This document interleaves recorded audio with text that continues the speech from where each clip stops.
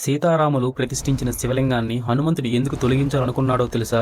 లంకా యుద్ధం ముగిసింది. అధర్మంపై ధర్మం విజయం సాధించింది. కానీ శ్రీరాముడి మనసులో ఒక చిన్న వెలితి. రావణుడు రాక్షసుడే కావచ్చు, కానీ అతను గొప్ప వేద పండితుడు, బ్రాహ్మణుడు మరియు పరమశివభక్తుడు. అటువంటి వ్యక్తిని సంహరించినందుకు కలిగిన బ్రహ్మహత్య పాతకం తొలగిపోవాలంటే పరమశివుణ్ణి పూజించాలని శ్రీరాముడు నిర్ణయించుకున్నాడు. శ్రీరాముడు హనుమంతుడిని పిలిచి ఇలా అంటాడు: హనుమ, ఈ పాప పరిహారం కోసం నేను శివలింగాన్ని ప్రతిష్ఠించి పూజ చేయాలనుకుంటున్నాను. కాశీ క్షేత్రం శివుడికి అత్యంత పవిత్రమైనది. నీవు వెంటనే కాశీకి వెళ్లి ఆ మహాశివుని ప్రార్థించి ఒక పవిత్రమైన శివలింగాన్ని తీసుకురా అని చెప్తాడు. శ్రీరాముడి ఆజ్ఞ విన్న వెంటనే వాయుపుత్రుడు మెరుపు వేగంతో కాశీకి చేరుకున్నాడు. అక్కడ శివుడిని తన భక్తితో మెప్పించి ఒక దివ్యమైన శివలింగాన్ని తీసుకుని తిరిగి రామేశ్వరానికి బయలుదేరాడు. మరోవైపు రామేశ్వరంలో పూజకు నిర్ణయించిన శుభముహూర్తం దగ్గర పడుతుంది. హనుమంతుడు ఇంకా తిరిగి రాలేదు. ముహూర్తం దాటిపోతే పూజ ఫలించదని గ్రహించిన సీతమ్మ వారు అక్కడ సముద్ర తీరంలోని ఇసుకతోనే ఒక అందమైన శివలింగాన్ని తయారు చేసింది. శ్రీరాముడు ఆ ఇసుక శివలింగానికి పూజ పూర్తి చేశాడు. కొంత సమయం తరువాత హనుమంతుడు కాశీ నుంచి శివలింగంతో తిరిగి వచ్చాడు. కానీ అప్పటికే పూజ ముగిసిపోవడం చూసి హనుమంతుడి మనసు బాధపడింది. అది గమనించిన శ్రీరాముడు చిరునవ్వుతో ఇలా అంటాడు: హనుమా, బాధపడకు.